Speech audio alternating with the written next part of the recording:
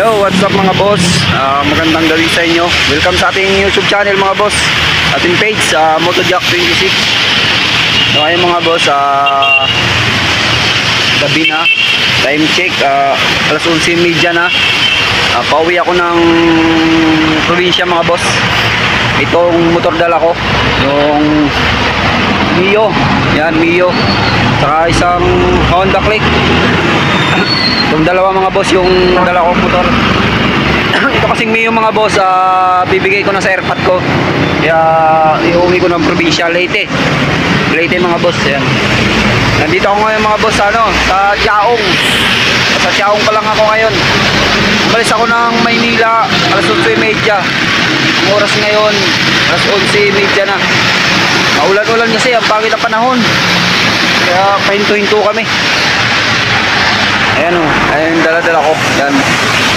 So ngayon mga boss, malalaman ko kung magkano yung gagastusin ko. Lahat-lahat.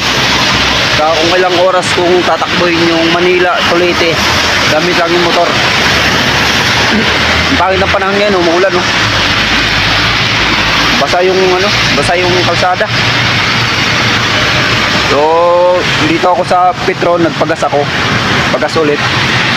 Kasi bawat mga gas station, pag kunti na lang yung gas agad mamaya, kasi baka sarado na yung ibang gas station pagdating yung sa unahan.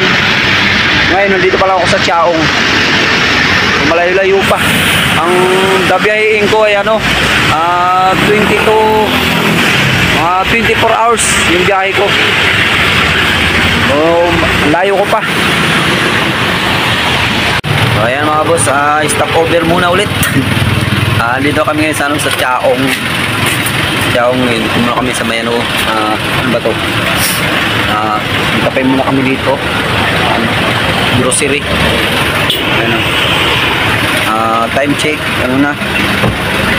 Launa na.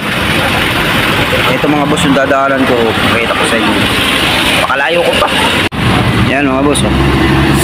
Nasa Chaong pa lang ako. Bypass road.